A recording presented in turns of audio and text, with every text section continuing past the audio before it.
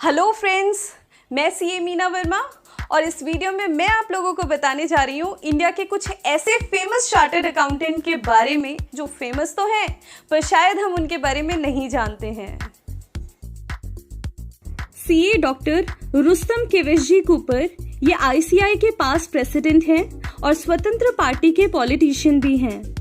इनका नाम बहुत फेमस तब हुआ जब इंडिया में बैंकों को नेशनलाइज किया जाना शुरू किया और इन्होंने बैंक नेशनलाइजेशन पर केस किया।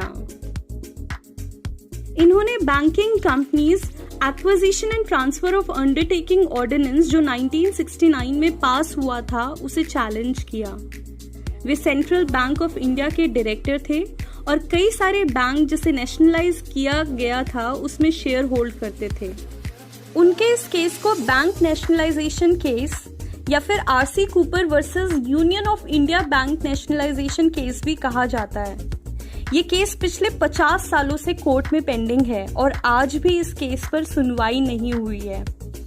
इस केस के लिए आरसी कूपर ने 1969 में honourable supreme court of India को अप्रोच किया।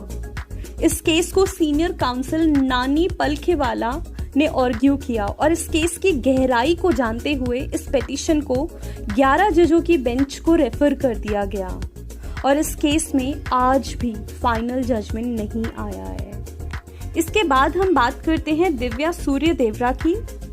ये जनरल मोटर की पहली फीमेल सीएफओ हैं। 2015 और 2018 में Fortune magazine of 40 most influential और इंस्पायरिंग यंग पीपल में इनका नाम मेंशन किया गया। दिव्या सूर्य देवरा की अपब्रिंगिंग चेन्नई में हुई थी। इन्होंने saint John senior secondary school से अपनी स्कूलिंग की। इथराज कॉलेज ऑफ विमेन से बैचलर करने के बाद इन्होंने चार्टर्ड अकाउंटेंसी का कोर्स किया। उसके बाद इन्होंने हार्वर्ड बिजनेस स्कूल से एमबीए किया। अपने करियर की शुरुआत उन्होंने पीडब्ल्यूसी से की जब वे कॉलेज में ग्रेजुएशन कर रही थी। उसके बाद उन्होंने वर्ल्ड बैंक में भी इंटर्नशिप की। उसके बाद उन्होंने यूबीएस इन्वेस्टमेंट बैंक में भी काम किया और फिर जनरल मोटर्स को ज्वाइन किया। 2015 में वो कंपनी की वाइस प्रेसिडेंट बनी और 2017 में वे जनरल मोटर कंपनी की पहली फीमेल सीएफओ बनी। आपकी नॉलेज के लिए हम आपको ये बता दें कि जनरल मोटर्स अमेरिका की 111 साल पुरानी मल्टीनेशनल कंपनी है जिसका एनुअल रेवेन्यू $150 बिलियन है। इसके बाद हम बात करते हैं रामेश्वर ठाकुर की।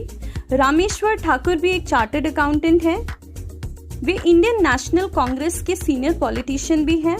वे इंडिया के यूनियन मिनिस्टर भी रह चुके हैं। इसके अलावा 2009 से 2011 तक वे मध्य प्रदेश के गवर्नर भी रह चुके हैं।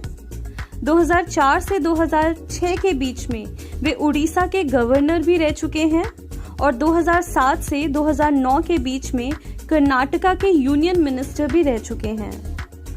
1966 से 1967 के बीच में वे institute of chartered accountant of India के प्रेसिडेंट भी रह चुके हैं। इसके बाद हम बात करते हैं निरंजन हीरानंदनी की। निरंजन हीरानंदनी ग्रुप के को फाउंडर और मैनेजिंग डायरेक्टर हैं और इंडिया के बिलियनियर एंटरप्रेन्योर हैं। फोर्ब्स ने उन्हें इंडिया के 100 रिचेस्ट इंडियंस में इंक्लूड किया है।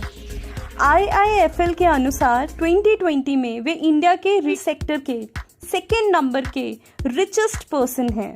निरंजन हीरानंदनी का बर्थ मुंबई में हुआ था। उन्होंने मुंबई के ही कैंपियन स्कूल से स्कूलिंग कंप्लीट की और सिदनम कॉलेज से बैचलर डिग्री कंप्लीट की और साथ में ही चार्टर्ड अकाउंटेंसी का कोर्स कंप्लीट किया। इसके बाद हम बात करते हैं नरेंद्र कुमार साल्वे की। नरेंद्र कुमार साल्वे प्रोफेशनली एक चार्टर्ड अकाउंटेंट हैं और कांग्रेस के लीडर भी हैं। इनके पास बीकॉम और फेलो चार्टर्ड अकाउंटेंट की डिग्रियां हैं। ये एक क्रिकेट प्लेयर भी हैं और बीसीसीआई के प्रेसिडेंट भी रह चुके हैं।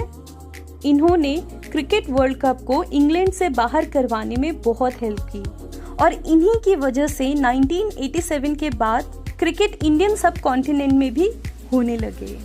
इसके बाद हम बात करते हैं नरेश गुजराल की।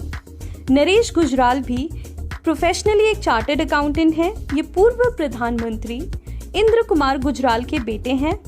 ये शिरोमणि अकाली दल पार्टी के कैंडिडेट भी हैं और राज्यसभा और इंडियन पार्लियामेंट के अपर हाउस में पंजाब को रिप्रेजेंट करते हैं। इसके बाद बात करते हैं के रहमान खान की। के रहमान खान इंडियन नेशनल कांग्रेस के पॉलिटिशियन हैं और माइनॉरिटी अफेयर्स के यूनियन मिनिस्टर रह चुके हैं और राज्यसभा के डिप्टी चेयरमैन भी रह चुके हैं। ये कॉमर्स ग्रेजुएट हैं और फेलो चार्टर्ड अकाउंटेंट भी हैं। 1978 में वे कर्नाटक लेजिस्लेटिव काउंसिल के मेंबर इलेक्ट हो चुके हैं। 1982 से 84 में वे इसी काउंसिल में चेयरमैन बने। 1993-94 में वे कर्नाटक स्टेट माइनॉरिटी कमीशन के चेयरमैन बने। उन्होंने, जब वे कर्नाटक माइनॉरिटी कमीशन के चेयरमैन थे, माइनॉरिटीज की साइको इकोनॉमिक स्टेटस पर डोर टू डोर जाकर सर्वे किया, जिसकी वजह से स्टेट गवर्नमेंट सर्विसेज और एजुकेशनल इंस्टीट्यूशन में माइनॉरिटीज को 4% रिजर्वेशन दिया गया।